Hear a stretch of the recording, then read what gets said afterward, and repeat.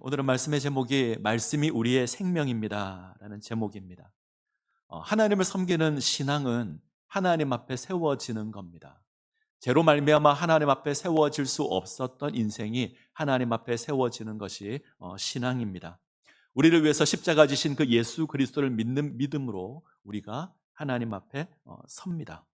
하나님의 은혜로 부름을 받은 우리는 그 하나님의 은혜 가운데 온전하게 세워질 때에 그 은혜를 누리게 될 겁니다. 만약 우리가 하나님의 은혜를 누리지 못한다면 우리는 하늘에 예비된 신령한 복을 제대로 누리지 못할 거고요.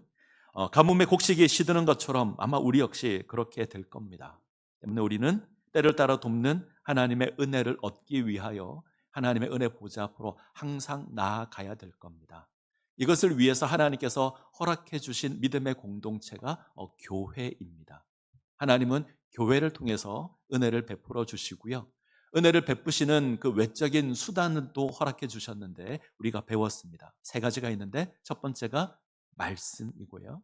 두 번째가 성례입니다. 세 번째가 기도입니다. 우리가 이것을 하나씩 하나씩 살펴볼 텐데 오늘은 말씀에 대해서 살펴보겠습니다. 그래서 제목이 말씀이 우리의 생명입니다. 이렇게 됩니다. 자, 소요리 문답 89문을 한번 보시죠. 소요리 문답 89문. 자, 같이 중간에 오타가 하나 있네요. 자, 제가 제목을 읽을 테니까 여러분들이 답을 읽어 주십시오. 제목을 제가 읽습니다. 하나님의 말씀이 어떻게 효력이 되어 구원을 얻게 하는가?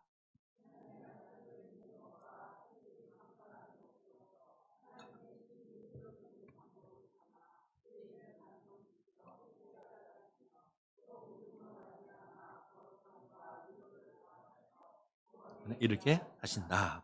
하나님의 말씀이 구원의 은혜를 누리는데 도움이 된다는 겁니다. 효력이 있다는 거죠.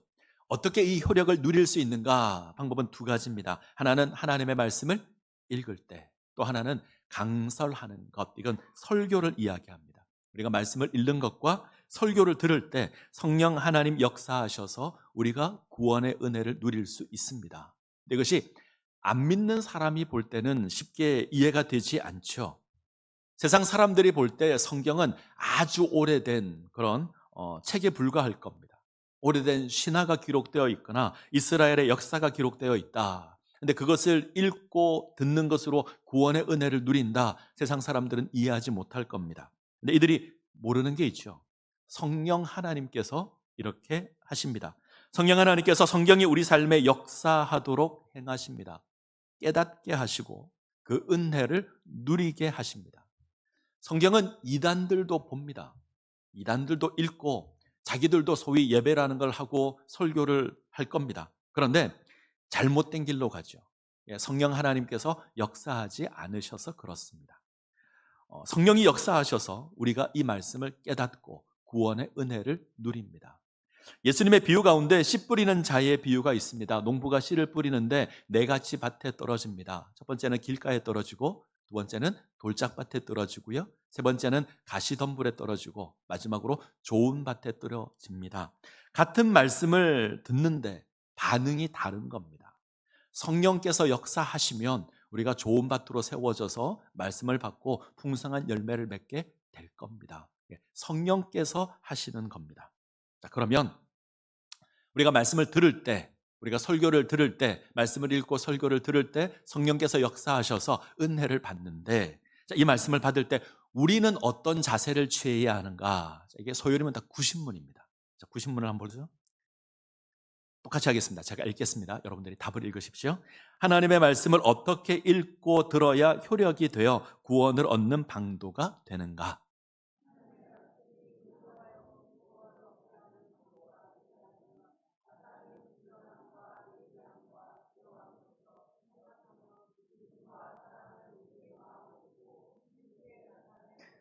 네, 하나님의 말씀을 받을 때 우리가 취해야 될 자세가 있는데 크게 세 가지입니다. 첫 번째, 생각해야 되고요. 두 번째, 우리 마음에 두어야 합니다. 세 번째, 우리가 그 말씀을 지켜 행해야 합니다. 먼저 하나님의 말씀을 생각해야 하는데, 하나님의 말씀을 생각할 때도 세 가지 방법이 있습니다. 첫 번째가 부지런함, 부지런히 하나님의 말씀을 읽고 들어야 할 겁니다. 두 번째, 예비해야 되고요. 세 번째, 기도해야 합니다. 우리는 부지런히 하나님의 말씀을 읽고 들어야 합니다. 하나님께서 가나안 땅을 앞두고 있는 여호수아에게 이렇게 명합니다. 하나님의 말씀을, 율법을 입에서 떼지 말고 주야로 그것을 묵상하라 그럽니다. 잠깐 시간 내어서 보라는 게 아니죠. 주야로 묵상하라. 이 말은 항상 하나님의 말씀을 가까이 해야 합니다. 그 말씀을 묵상해야 합니다.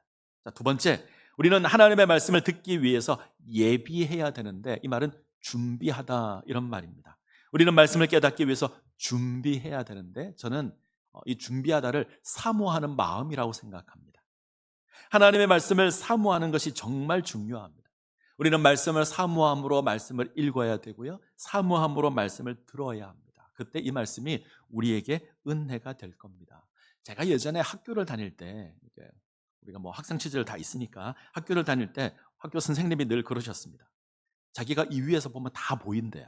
뭐 하는지 다 보인답니다. 공부를 하는지, 놀고 있는지, 딴 생각을 하는지, 졸고 있는지 다 보인답니다. 제가 여기 세워지고 나서 그 의미를 정확하게 깨달았습니다. 여기서 보면 다 보입니다. 정말 다 보입니다. 설교를 듣고 있는지, 적고 있는지, 졸고 있는지, 딴 생각을 하는지 다 보입니다. 내가 스마트폰과 교제하는지, 하나님과 교제하는지 여기서 보면 다 보입니다. 제가 부탁드리는 건 하나님의 말씀을 사모하는 모습을 여러분들이 보여주셔야 합니다. 그래야 목사가 힘이 될 겁니다. 우리가 말씀 사경회를 하는데 오후에 이제 외부에서 강사 목사님들이 오십니다. 근데 강사 목사님이 오셔서 설교를 하고 은혜를 끼치는 게 굉장히 어렵습니다. 왜냐하면 이 강대상이 좀 되게 낯섭니다. 익숙하지 않은 곳에 와서 설교를 해야 되거든요. 제가 가끔 오후 예배 출타를 하는 경우가 있는데 성북동에 제 동기 목사님이 목회를 합니다. 그래서 제가 한번 헌신 예배를 간 적이 있는데 이분이 저보다 키가 좀 작아요. 요만합니다. 그러면 강대상은 같으니까 이 사람이 제대로 모양을 보이기 위해서 밑에 받침대를 하나 갖다 놓죠. 안 추웠더라고요. 제가 설교하러 가는데. 자, 요러고. 그러면 설교할 때 되게 불편합니다. 그럴 수 있습니다. 더군다나 외부에서 강사가 오잖아요. 그럼 대부분 성도님들이 가지는 생각이 저 목사 설교 어떻게 하는지 보자 이러고 봐요. 은혜를 받겠다는 마음으로 서 있는 게 아니라 어떻게 하는지 한번 해봐, 내가 한번 들어볼게, 이런 모습으로 섭니다. 그러면 정말 설교를 하는 게 힘듭니다. 그래서 그렇게 하지 마시고 오시면 사모하는 모습을 보여주십시오. 우리가 은혜 받을 준비가 됐습니다, 말씀하십시오, 이러면 아마 힘이 날 겁니다. 그렇게 하셔야 됩니다. 오늘 오후에. 아멘? 예. 자, 세 번째, 기도하셔야 합니다. 성경은 누구나 읽을 수 있고 누구나 들을 수 있지만 모든 사람이 깨닫는 것은 아닙니다. 다시요. 모든 사람이 읽을 수 있고 모든 사람이 듣습니다. 그러나 모든 사람이 깨달을 수 있는 것은 아닙니다. 성령 하나님께서 하셔야 합니다. 이걸 성령의 조명하심 이렇게 이야기합니다. 하나님께서 깨닫게 하시는 겁니다. 이 일을 위해 기도하셔야 합니다. 그러면 우리가 은혜를 받을 겁니다. 특별히 부탁드리는 건 말씀 전하는 자를 위해서 기도해 주셔야 합니다. 설교하는 자를 위해서 기도해 주셔야 합니다. 저들이 말씀을 잘 준비하고 온전한 모습으로 말씀을 선포할 수 있도록 여러분들께서 꼭 기억하시고 기도해 주셔야 합니다. 그래야 은혜를 받을 겁니다. 바울이 에베소 교회를 담임하는 디모데에게 교훈을 하는데 그 가운데 한 말씀이 이 말씀입니다. 디모데후서 4장 2절을 볼까요? 디모데후서 4장 2절 같이 읽겠습니다. 너는 말씀을 전파하라. 때를 얻든지 못 얻든지 항상 힘쓰라. 범사의 오래 참음과 가르침으로 경책하며 경계하며 권하라. 너는 말씀을 전파하라. 때를 얻든지 못 얻든지 항상 힘쓰라. 우리가 이 말씀을 잘 압니다. 어떨 때 이 말씀을 쓰냐면 나가서 복음을 전하라, 이럴 때 이 말씀을 사용합니다. 근데 이 말씀은 나가서 전도하라, 때를 얻든지 못 얻든지 전도하라, 이때 쓰는 말이 아닙니다. 말씀을 전파하라, 이 말은 말씀을 가르치라, 특별히 설교하라, 이런 뜻입니다. 바울은 디모데를 향해서 말씀을 설교하라고 합니다. 때를 얻든지 때를 못 얻든지 항상 설교하기에 힘써야 합니다. 왜냐하면 하나님의 말씀을 설교하는 것이 성도가 은혜를 받는 아주 중요한 방법 가운데 하나이기 때문에 그렇습니다. 목사의 가장 중요한 사명이 있다면 설교하는 겁니다. 이 일이 굉장히 두렵습니다. 하나님의 말씀을 대하는 거잖아요. 하나님의 말씀을 전하는 거잖아요. 저의 말을 전하는 게 아니고 하나님의 말씀을 전하는 겁니다. 그래서 조심스러울 수밖에 없습니다. 잘 분별해야 되고 우리는 정직하게 선포해야 합니다. 그래서 필요한 것이 기도입니다. 기도해 주셔야 합니다. 잘 분별하도록, 잘 전할 수 있도록. 자, 유진 피터슨 목사님은 이 부분을 메시지 성경에서 이렇게 번역을 했습니다. 제가 읽어드리겠습니다. 그대는 메시지를 힘차게 선포하십시오. 마음을 놓지 마십시오. 그대의 사람들을 자극하고 훈계하고 설득하십시오. 절대로 멈추지 마십시오. 그 일을 단순하게 지속하십시오. 이 말씀에 따르면 설교는 이겁니다. 하나님의 말씀으로 자극하고 훈계하고 설득하는 것. 근데 이 일을 멈추지 말래요. 멈추지 말고 단순하게 지속해야 합니다. 단순하게 지속하다. 이 말씀은 다른 일에 휘둘리거나 다른 일 때문에 설교하는 일이 방해를 받아서는 안 된다는 겁니다. 목사가 너무 바쁘면 안 됩니다. 목사가 너무 이것저것 신경을 많이 쓰면 안 됩니다. 그러면 하나님 말씀에 집중할 수 없을 겁니다. 오직 하나님 말씀 전하는 것에 집중해야 합니다. 그래서 이 일을 위해서 기도해 주셔야 합니다. 저뿐만이 아니라 우리 모든 사역자들을 위해서, 우리 교육자들을 위해서 기도해 주십시오. 말씀을 잘 분별할 수 있도록, 그 말씀을 정직하게 전할 수 있도록, 이 일에 집중할 수 있도록 이를 위해서 기도해 주실 것을 부탁을 드립니다. 자, 우리가 부지런함으로 그리고 사모함으로 기도함으로 말씀을 생각해야 하는데, 이때 생각하다라는 이 단어가 그 뜻이 참여하다 이런 뜻입니다. 자, 화면을 보여주시죠. 자, 참여하다라는 뜻이고요. 우리가 하나님의 말씀에 참여해야 합니다. 말씀을 읽고 듣는 것으로 말씀에 참여해야 합니다. 말씀에 참여하면 우리가 은혜를 받을 겁니다. 우리가 말씀을 읽는 게 아닙니다. 말씀이 우리를 읽어야 합니다. 다시요. 우리가 말씀을 읽는 게 아니라 말씀이 우리를 읽어야 합니다. 우리가 말씀에 참여할 때 말씀이 우리를 읽을 겁니다. 진리가 무엇인지 깨닫게 하실 것이고 어디에 문제가 있는지 발견하게 하실 것이고 그것을 고치게 하실 것이며 하나님의 백성으로 살아가는 여러 가지 모습들을 우리로 하여금 깨닫게 할 겁니다. 말씀이 우리를 읽는 겁니다.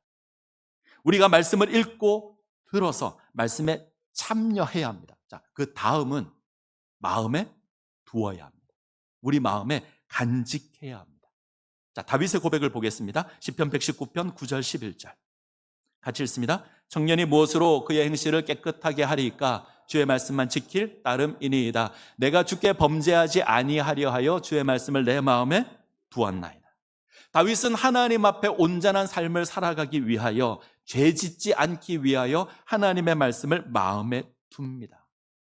간직합니다. 이것으로 정결한 삶을 살아갑니다. 마귀가 와서 빼앗지 못하도록 마음에 새겨 놓습니다. 이게 중요하죠. 말씀에 참여해야 되고요. 간직해야 합니다. 세 번째, 말씀을 지켜 행해야 합니다. 말씀을 담았다면 그 말씀을 지켜야 합니다. 우리가 말씀을 듣기만 하고 지키지 않는다면 모래 위에 집을 지은 것과 같을 겁니다. 모래 위에 집을 짓는 것 쉽습니다. 우리가 말씀을 듣기만 하고 행하지 않으면 신앙생활하는 게 어렵지 않습니다. 쉽습니다. 그러나 고난이 임하면, 풍랑이 일면, 창수가 나면, 홍수가 나면 그 집은 무너지고 말 겁니다. 그래서 말씀을 참여해야 되고요. 간직해야 되고요. 지켜 행해야 합니다. 그러면 우리가 하나님의 말씀의 은혜를 누리게 될 겁니다. 이 은혜를 누리시기를 간절히 소원합니다. 아멘. 자, 오늘 본문 이야기를 좀 보죠. 오늘 본문은 유다 왕 요시야 때 이야기입니다. 요시야는 유다 왕 가운데 가장 의로운 왕 가운데 한 명입니다. 유다 왕국에서 가장 의로운 왕 3명을 뽑으라 그러면 이 사람들의 이야기가 될 겁니다. 혹시 아십니까? 자, 일단 요시야는 나왔어요. 요시야, 히스기야, 여호사밧. 순서대로 하면 여호사밧, 히스기야, 요시야. 이 3명이 가장 의로운 왕입니다. 이 요시야는 유다의 마지막 희망과 같았던 왕이 요시야입니다. 8세 때 왕이 되었고요. 31년 동안 통치합니다. 그러니까 39살에 죽었겠죠. 31년간 통치합니다. 역대기를 참고하면 8세 때 왕이 되는데 8살짜리가 뭘 할 수 있겠습니까? 아마 8살 왕이 되었을 때는 자신이 통치하진 않았을 거예요. 옆에 어머니가 통치했거나 친척 중 가까운 사람이 통치했거나 이렇게 했을 겁니다. 16살이 되었을 때 비로소 하나님을 찾았다 이렇게 기록되어 있습니다. 16살이 되었을 때 스스로 의지로 하나님을 찾고 하나님을 섬긴 것 같습니다. 이때부터 종교개혁을 시작합니다. 20살이 되었을 때 유다와 예루살렘의 우상을 제거합니다. 그리고 26살이 되었을 때 성전을 수리하기 시작합니다. 무너진 성전을 수리하고 성전을 정결하게 하는데 대제사장 힐기야, 서기관 사밧 이런 사람들을 시켜서 성전을 수리합니다. 그 과정에서 특별한 일이 하나 있는데 하나님의 율법책을 발견합니다. 아마 신명기 말씀이 아닐까 생각합니다. 자, 제사장 힐기야가 발견했습니다. 서기관 사반에게 줍니다. 서기관 사반이 와서 왕 앞에서 이 말씀을 읽습니다. 그러자 왕이 옷을 찢고 회개합니다. 그리고 더 열심을 내어서 종교개혁을 시작합니다. 자, 이 사건이 일어난 다음 이야기가 오늘 우리가 읽었던 23장 1절부터 3절입니다. 요시아가 무엇을 하죠? 백성의 장로들을 다 불러 모읍니다. 그리고 그들 앞에서 하나님의 말씀을 읽습니다. 들려줍니다. 그리고 마음을 다하고 뜻을 다하여 하나님을 섬기도록 언약을 세웁니다. 백성들이 그 말씀을 듣고 하나님을 섬기기로 결단합니다. 이것이 오늘 본문의 이야기입니다. 저는 요시아의 모습을 볼 때마다 궁금한 게 하나 있는데 율법책을 발견했을 때 요시아의 반응입니다. 요시아는 율법책을 처음 보는 것 같아요. 그죠? 처음 보는 것 같습니다. 요시아가 하나님의 율법책을 봤는데 또 다른 율법책을 발견한 게 아니라 율법책이라는 자체를 처음 봅니다. 뭔가 좀 이상하죠? 하나님의 백성 이스라엘에게 하나님의 말씀이 없습니다. 율법책이 없습니다. 요시아는 그의 나이 26살이 되어서야 처음 봤습니다. 이 말은 다르게 표현하면 하나님의 율법책이 숨겨져 있었습니다. 이전까지 누군가 숨겨뒀습니다. 그래서 아무도 율법책을 보지 못했습니다. 자, 왜 이 일이 일어났을까? 이것이 훨씬 더 중요할 것 같습니다. 지금 이스라엘에 하나님의 율법책이 없는 건, 하나님의 말씀이 없는 건 요시아의 할아버지 때문입니다. 요시아의 할아버지를 혹시 아십니까? 내가 요시아도 잘 모르는데 요시아의 할아버지를 내가 어떻게 알겠습니까? 그런 표정이신데 요시아 할아버지의 이름이 므낫세입니다. 자, 화면을 보여주시죠. 므낫세. 므낫세 이름은 잘 모르시죠? 므낫세의 아버지가 아주 유명합니다. 므낫세 아버지는 히스기야입니다. 히스기야는 좀 유명해요. 히스기야는 아수르 침공을 받을 때 믿음으로 물리쳤던 왕이 히스기야입니다. 죽을 병에 걸렸습니다. 하나님께 기도함으로 15년을 더 살았던 왕이 히스기야입니다. 유대 왕 가운데 가장 의로웠던 3명의 왕 가운데 하나가 히스기야입니다. 히스기야의 아들이 므낫세입니다. 히스기야가 이 정도로 괜찮은 왕이라면, 정말 의로운 왕이라면 그의 아들도 의로워야 되잖아요. 그런데 우리 기대와 다르게 므낫세는 정말 악한 왕입니다. 북이스라엘의 아합이 가장 악하다면 남유다는 므낫세가 가장 악합니다. 그런데 이 악한 왕이 몇 년을 통치한다고요? 화면을 보면 55년. 남유다, 북이스라엘 다 들어서 가장 오래 통치합니다. 무려 55년을 통치하는데 너무너무 악합니다. 너무 악해서 하나님께서 유다를 심판하겠다 선포하셨습니다. 그 정도로 악합니다. 므낫세는 할 수 있는 모든 것으로 하나님을 거역했습니다. 아버지 히스기야와 너무너무 달랐습니다. 히스기야가 무너뜨린 산당을 다시 세웠고요. 바알을 섬기고 아세라를 섬깁니다. 아수르라는 나라가 섬기는 1월 성신을 가져다가 그대로 섬깁니다. 하나님의 성전에 1월 성전을 섬기는 제단을 만들어 놓고 섬깁니다. 암몬이라는 나라가 섬기는 신이 밀곰인데 사람을 제물로 바치는 종교입니다. 이걸 가지고 옵니다. 밀곰은 점을 칠 때 불 가운데 아들을 지나가게 해서 점을 칩니다. 아들이 무사히 지나가면 괜찮고 다치거나 이러면 흉하고 이런 식으로 점을 보는 거예요. 이 밀곰까지 가지고 와서 자식들을 지나가게 합니다. 그리고 하나님의 선지자를 죽입니다. 므낫세가 문제가 생기면 선지자가 가서 말씀을 선포할 겁니다. 근데 듣지 않고 죽입니다. 이사야 선지자가 므낫세 때 죽습니다. 유대 기록을 보면 톱으로 켜서 죽입니다. 이때 율법책도 불태워서 없애버립니다. 다 없애버립니다. 그때 누군가가 하나님의 성전에 율법책을 숨겨둔 겁니다. 그걸 요시야 18년, 요시야 26년 때 찾은 거예요. 자, 그러면 한번 생각을 해보시죠. 요시야가 왕이 될 때까지, 요시야가 율법책을 찾을 때까지 하나님의 율법책이 이스라엘에 없었습니다. 하나님의 말씀이 선포되지 않았습니다. 므낫세 55년, 므낫세의 아들이 아몬인데 아몬은 2년 통치합니다. 아몬도 악한 왕이었습니다. 색깔을 보시면 좀 다르죠? 회색이 악한 왕이에요. 너무너무 악했더니 신하가 아몬을 죽입니다. 그러자 백성들이 일어나서 신하들을 죽여서 새로 왕을 세웠는데 그 왕이 요시야입니다. 자, 요시야 18년째 율법책을 발견했습니다. 몇 년 동안 하나님의 말씀이 없었는지 보죠. 므낫세 55년, 아몬 2년, 요시야 18년, 무려 75년. 이스라엘에, 하나님의 백성 이스라엘에, 이 유다 왕국에 하나님의 말씀이 75년 동안 없습니다. 선포되지 않습니다. 이 끔찍한 일이 유다에 일어났습니다. 하나님의 백성에게 하나님의 말씀이 없으면 그건 하나님의 백성이 아닙니다. 하나님의 말씀이 선포되지 않으면 이스라엘은 더 이상 하나님의 백성이 아닙니다. 묵시가 없으면 백성이 방자히 행합니다.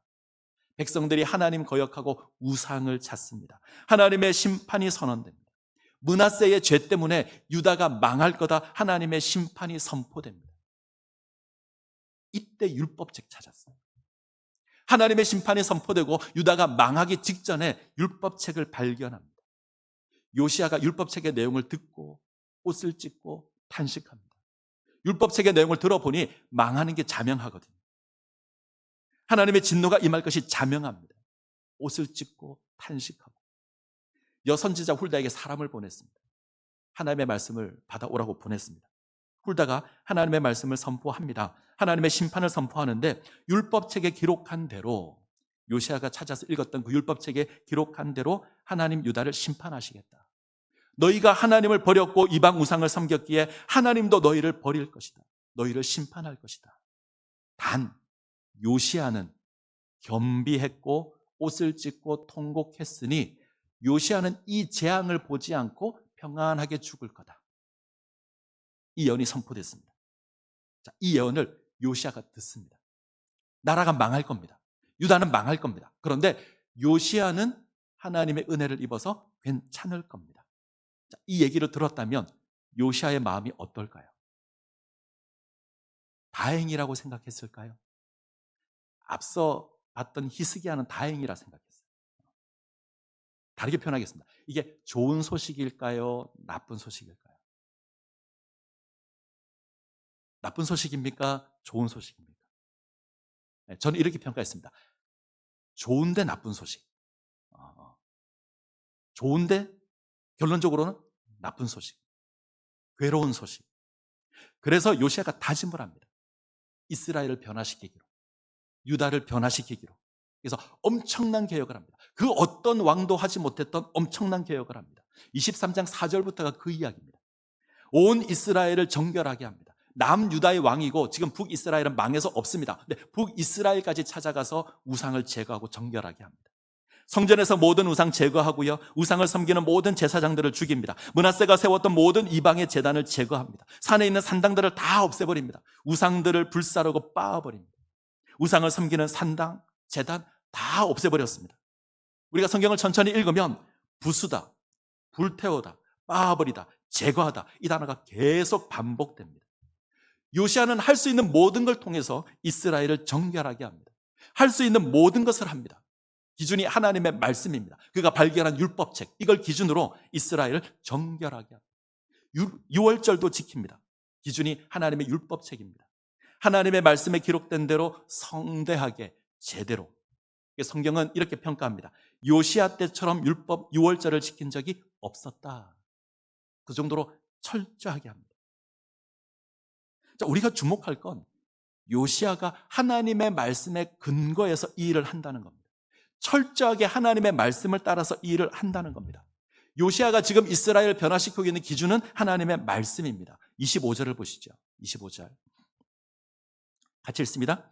요시아와 같이 마음을 다하며 뜻을 다하며 힘을 다하여 모세의 모든 율법을 따라 여호와께로 돌이킨 왕은 요시아 전에도 없었고 후에도 그와 같은 자가 없었더라. 마음을 다하고 뜻을 다하고 힘을 다하여서 하나님을 섬깁니다. 기준이 철저하게 말씀입니다. 자, 24절 한 절 앞인데 같이 읽겠습니다. 요시아가 또 유다 왕과 예루살렘에 보이는 신접한 자와 점쟁이와 드라빔과 우상과 모든 가증한 것을 다 제거하였으니 이는 대제사장 힐기야가 여호와의 성전에서 발견한 책에 기록된 율법의 말씀을 이루려 함이라. 모든 우상 제거하는데 기준이 율법책입니다. 궁금합니다. 요시아가 왜 이렇게 했을까? 심판이 선포됐습니다. 하나님께서 말씀하셨습니다. 유다 망할 거야. 내가 유다를 심판할 거야. 그런데 너는 괜찮을 거야. 이렇게 말씀하셨는데 요시아가 왜 이렇게 했을까요? 하지 않아도 괜찮잖아요. 어차피 망할 건데. 나는 안전할 건데. 요시아는 재앙을 경험하지 않고 평안히 죽을 겁니다. 하지 않아도 괜찮습니다. 그런데 합니다. 아마 요시아는 자신이 회개했을 때 하나님이 받아주신 것처럼 이스라엘도 회개하면, 이스라엘도 돌이키면 혹시 하나님이 받아주지 않을까 생각했던 것 같습니다. 누구라도 마음을 돌이키면 심판을 면하지 않을까 기대했던 것 같습니다. 우리가 마음을 바꾸면, 우리가 하나님을 찾으면 하나님 받아주지 않을까? 자, 묻겠습니다. 하나님 돌이키셨을까요? 받아주셨을까요? 아닙니다. 하나님 진노를 거두지 않으셨습니다. 유다가 망합니다. 하나님의 성전도 무너집니다. 자, 26절을 보죠. 26절 같이 읽습니다. 그러나 여호와께서 유다를 향하여 내리신 그 크게 타오르는 진노를 돌이키지 아니하셨으니 이는 므낫세가 여호와를 경노하게 한 그 모든 경노 때문이라. 하나님께서 유다를 향한 진노를 거두지 않았습니다. 저는 26절 맨 앞에 있는 그러나라는 단어가 너무 속이 상합니다. 이 그러나가 때문에였으면 좋겠습니다. 요시아가 이처럼 하나님을 향해서 열심을 내었다 때문에 하나님이 유다를 향한 진노를 거두셨다. 이랬으면 좋았을 것 같습니다. 그런데 그러납니다. 요시아가 그렇게 노력을 했지만, 그렇게 애를 썼지만 하나님의 마음을 돌이키지 않았습니다. 저는 요시아의 열정이 열매 맺지 못해서 속이 상했습니다. 더군다나 자기 잘못이 아니잖아요. 그의 할아버지가 잘못했고 그의 아버지가 잘못했는데 심판은 요시아 때 주어졌고 요시아는 이걸 바꾸겠다고 그토록 노력했는데 바꾸지 못했습니다. 역사를 보시면 요시아는 BC 609년에 전쟁에서 죽습니다. 정말 허망하게 죽습니다. 39살의 나이로 죽습니다. 요시아가 죽은 지 5년이 지나지 않아서 바벨론의 포로로 잡혀갑니다. 이때 다니엘과 세 친구가 잡혀가요. 23년이 지나지 않아서 유다가 망합니다. 예루살렘 무너지고 하나님의 성전 무너지고 백성이 포로로 잡혀갑니다. 요시아가 죽는 것을 기준으로 유다가 급격하게 망합니다. 저는 성경을 볼 때 요시아의 개혁이 헛되다고 생각했습니다. 그렇게 열심을 내었는데 아무것도 바꾸지 못했다. 대부분의 사람들이 그렇게 생각합니다. 저도 처음에 그렇게 생각했고요. 근데 말씀을 계속 묵상하면서 아니다라는 생각이 들었습니다. 요시아의 개혁이 이스라엘이 하나님을 기억하는 계기가 되었을 겁니다. 자, 75년 동안 말씀이 없었습니다. 75년 동안 하나님의 말씀이 선포되지 않았고 하나님의 율법책이 없었습니다. 암흑기였습니다. 근데 이 암흑기를 깨트린 것이 요시아입니다. 바벨론의 포로로 잡혀가서 믿음을 지킨 사람들, 이들은 요시아의 개혁을 통해서 하나님 기억했을 겁니다. 다니엘, 사드락, 메삭, 아벤느고 이들은 왕족이고 귀족인데 이들이 포로로 잡혀갈 때 그들의 나이가 15살, 16살입니다. 불과 5, 6년 전에 이들은 요시아가 살아있을 때 그 놀라운 개혁들을 봤을 겁니다. 그 개혁 속에 태어난 자들이 이들입니다. 이들은 요시아를 통해서 우상을 제거하고 하나님을 섬기는 그 요시아의 모습을 통해서 하나님을 섬기는 믿음을 배웠을 겁니다. 그리고 이방 땅에 가서 그 믿음을 지키는 겁니다. 저는 요시아의 개혁이 절대 헛되다고 생각하지 않습니다. 요시아가 그렇게 했기에 이스라엘에 소망이 있는 겁니다. 저는 또 하나, 요시아가 이처럼 이스라엘을 정결하게 한 것은, 최선을 다한 것은 그럴 수밖에 없었다고 생각합니다. 저는 이것이 말씀의 능력이라고 생각합니다. 요시아가 말씀을 들었습니다. 말씀에 참여합니다. 마음에 새겼고 그것을 지키는 겁니다. 하나님의 말씀이 요시아를 움직인 겁니다. 요시아가 말씀을 듣고 순종하여서 개혁을 일으킨 겁니다. 요시아가 일으켰지만 실상은 말씀이 요시아를 움직여서 개혁을 일으킨 겁니다. 요시아의 경건이 이스라엘의 죄를 사하지 못했습니다. 유다를 향한 심판은 거두어지지 않았습니다. 자, 그러면 하나님 유다를 포기하셨을까요? 아닙니다. 우리 하나님 포기하지 않으시는 하나님이십니다. 자, 말씀드린 것처럼 요시아가 죽자 유다는 급격하게 망합니다. 마치 무너지기를 기다린 것처럼 무너집니다. 23년도 걸리지 않고요. 나라가 망합니다. 나라는 망하고 예루살렘 무너지고 성전은 파괴되고 백성은 잡혀갑니다. 근데 하나님 포기하지 않으셨습니다. 어떻게 알 수 있냐면 하나님 여전히 말씀하십니다. 예레미야를 통해서 말씀하시고 에스겔을 통해서 말씀하시고 다니엘을 통해서 말씀하십니다. 요시아가 했던 이 일 이후에 요시아에게 말씀하신 그 하나님께서 예레미야에게 에스겔에게 다니엘에게 요시아가 하나님의 말씀을 따라 행동했던 건 틀린 게 아닙니다. 그 열정이 이스라엘 회복의 전환점이 되었을 겁니다. 나라는 망하지만 말씀은 선포됩니다. 그리고 그 말씀이 역사했고 이스라엘이 돌아옵니다. 그 하나님께서 말씀하시는 그 하나님께서 이 마지막 때에 우리에게 말씀하십니다. 예수 그리스도를 보내셔서 우리에게 말씀하십니다. 예수 그리스도께서 이 땅에 오셔서 생명의 말씀을 선포하시고 우리가 그 말씀을 통해서 구원의 은혜를 누립니다. 요시아에게 말씀하셨던 하나님, 예레미야에게 말씀하셨던 하나님, 에스겔에게 말씀하셨던 그 하나님, 지금 우리에게 예수 그리스도를 통해서 말씀하십니다. 우리는 그 말씀을 들어야 합니다. 듣고 참여해야 되고요. 간직해야 되고요. 지켜 행해야 합니다. 그러면 우리가 살 겁니다. 우리가 말씀을 듣고 간직하고 행하면 우리가 살 겁니다. 이 은혜를 누리시기를 바랍니다. 예. 마지막으로 간증 하나만 하고 마치려고 합니다. 제가 작년 이맘때에 시작을 했는데 오늘의 말씀이라는 걸 제가 시작을 했습니다.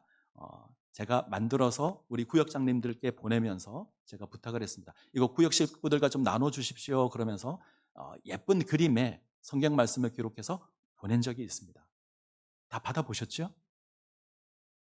이 반응이 별로 없는 건 구역장님들이 안 보냈다는 건데 제가 작년 10월경에 이렇게 했어요. 예쁜 그림에 사진 위에 성경 말씀을 기록해서 카톡으로 보냅니다. 당시 성경 읽기를 한참 강조하던 때였고 말씀의 은혜를 좀 더 많이 누렸으면 좋겠다. 그래서 제가 아침마다 이걸 만들어서 하루에 하나씩 보냈습니다. 그리고 제가 정확하게 기억을 못하는데 한 3개월에서 4개월 정도 이렇게 했습니다. 이걸 왜 멈췄냐면 이것이 제게 일이 되기 시작해서 멈췄습니다. 안 그래도 바쁜데 제가 어느 순간 책상에 앉아서 그림 고르고 있더라고요. 그래서 이건 좀 아닌 것 같다. 그래서 멈췄습니다. 내가 좀 더 말씀에 집중하고 사역에 집중해야겠다. 그래서 멈췄는데 자, 처음 오늘의 말씀을 시작했을 때 우리 성도들에게 보냈고요. 그리고 제 주변에 아는 지인들에게도 좀 보냈습니다. 다른 사역자들에게 보냈고 제가 속해 있는 단체도 보내고 그리고 아주 오랜 친구에게도 하나 보냈습니다. 함께 오래전 신앙생활했던 친구인데 갑자기 이 친구가 생각이 났어요. 한 6년 정도 얼굴을 못 봤습니다. 근데 갑자기 기억이 나서 정말 기쁜 마음으로 이 친구에게 오늘의 말씀을 보내기를 시작을 합니다. 한 며칠 지나서 고맙다라는 답장이 왔어요. 그리고 가끔 이제 안부 문자가 옵니다. 보내줘서 고맙습니다. 뭐 감사합니다. 이런 메시지가 옵니다. 한 달 정도 지났을 때 조금 긴 답장이 왔습니다. 너무너무 힘든 시간을 보내고 있는데 이 보내주신 말씀을 통해서 제가 위로를 얻습니다. 이렇게 답장이 왔어요. 대수롭지 않게 넘겼습니다.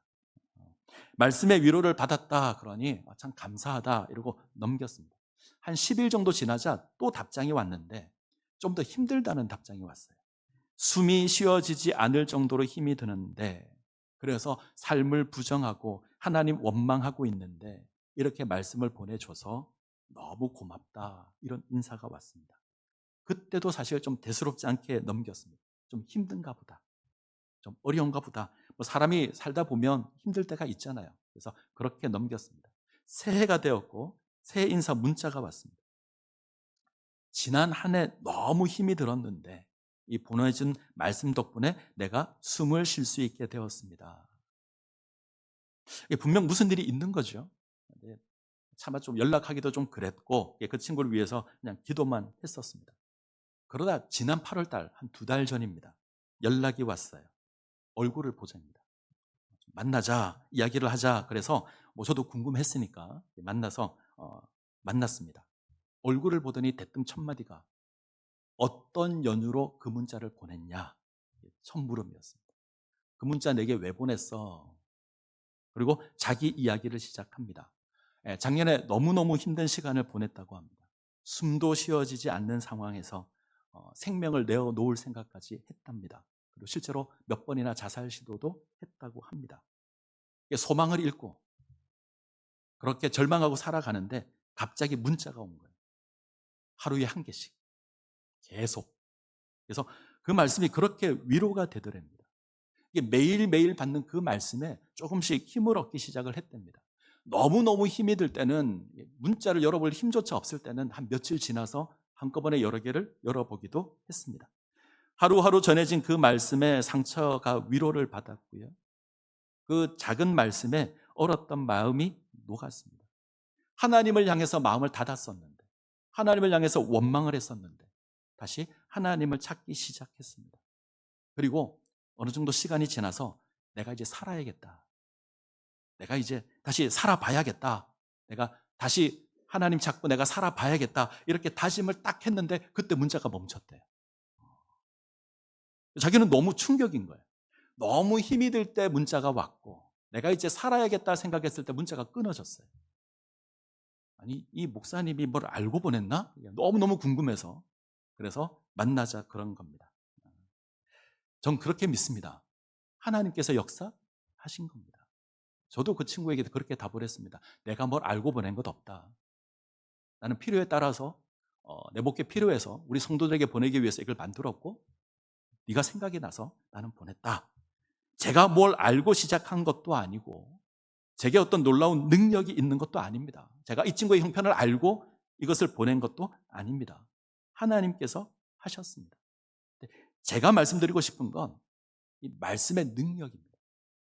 하루에 한 번 전해진 그 작은 말씀이 뭐 어떤 큰 능력을 발휘했겠습니까? 우리는 그렇게 생각할 수 있는데 이 친구에게는 그런 능력이 되었습니다. 그 작은 말씀 하나가 자기를 살렸습니다. 저는 우리 교회가 이 은혜를 누렸으면 좋겠습니다. 하나님의 말씀이 우리를 살릴 겁니다. 하나님의 은혜 가운데 우리를 세울 겁니다. 그러기에 이 말씀을 사모하셨으면 좋겠습니다. 때로 말씀이 우리를 불편하게 할 수 있습니다. 때로 힘겹게 주어지는 말씀도 있을 겁니다. 그러나 그것이 힘겹게 느껴지고 불편하게 느껴지는 건 내게 상처가 있어서 그런 겁니다. 하나님께서 그것을 치료하실 겁니다. 요시야를 생각해 보십시오. 요시야가 들은 말씀은 심판의 말씀입니다. 유다가 망한다는 말씀입니다. 유다가 나라가 망한다는 말씀을 들었지만 그 말씀을 근거로 삶을 세워갔습니다. 그랬더니 이스라엘의 소망이 주어집니다. 우리가 살아가는 이 시대에 지금 이때에 하나님께서 말씀하실 겁니다. 이 말씀에 참여하시고 이 말씀을 마음에 새기시고 이 말씀에 순종하십시오. 그러면 살 겁니다. 하나님의 은혜가 임할 겁니다.